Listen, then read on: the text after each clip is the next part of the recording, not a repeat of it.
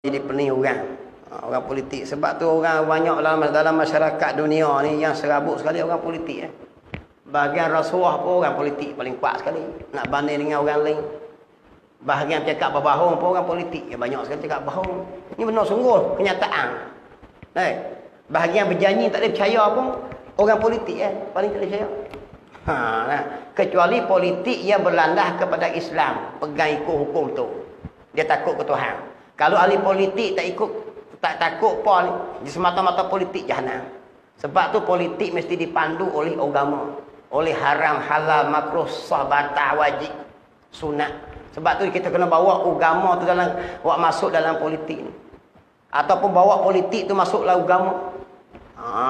Ni lah faham. Bawa agama masuklah politik. Baru kata politik ni ada halal, haram, sah, batal.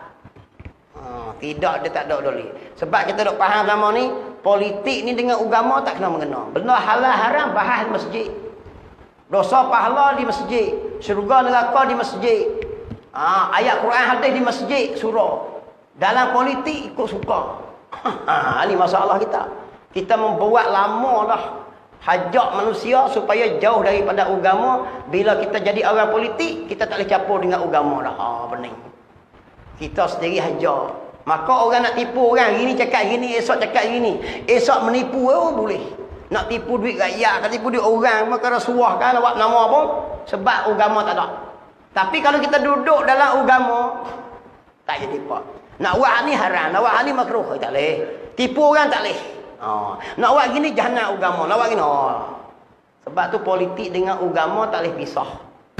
Siapa kata politik suku, agama suku, kafir tu. Jatuh kafir, tuan-tuan. Apa maksud suku? Tak berkena.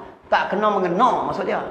Suku di sini maksud dia tak kena mengena dengan agama. Apa maksud tak kena mengena agama? Bila kita bermain politik, kita nak menipu boleh, nak makan rasuah boleh, tak kena hukum. Kalau tak kena hukum, malaikat tidur tak itu.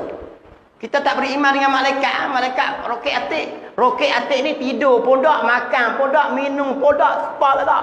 Dia tulis 24 jam. Mu kerja apa tak kira. Mu sultan dia tulis. Sultan gimana? Sultan tidur, sultan bakit. Sampai disebut kisah roket atik ni. Kalau kita mengerang sakit, itu pun ditulis juga.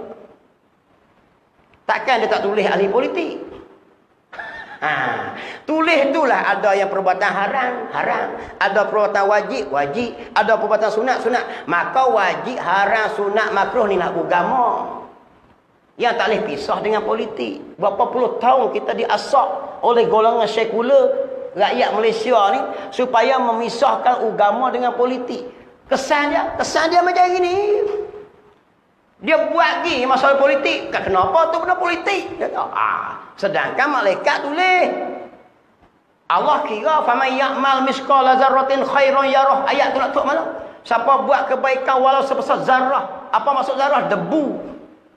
Allah tunjuk. Siapa buat jahat? Syarran yarah. Dia tunjuk. Hak tu yang dalil kata, siapa kata politik suku, agama suku, jadi malaikat tak secampur dengan orang politik ni.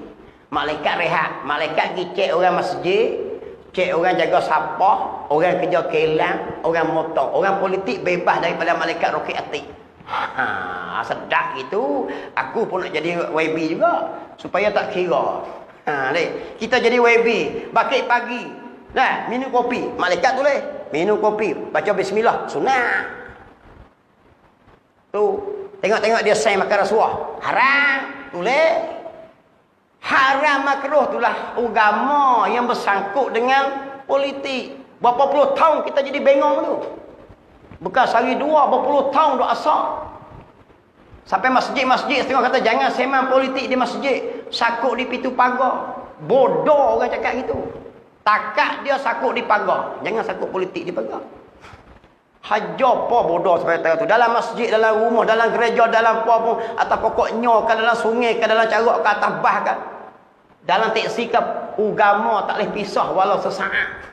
Dia akan ada haram, wajib, sunat, makruh, halal, haram, wajib, sunat, makruh. 5 butir ni dipanggil agama yang melekat di atas kepala mukallaf tiap masa. Jangan dia bengong sangat. Lo ni cerdik lah sikit. Dulu bengong banyak ke kampung ku gitu. Ni apa kena politik pergi sembang masjid. Nak sembang agama sembang masjid. Allahu akbar.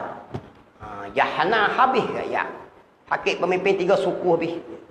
Tengok kita.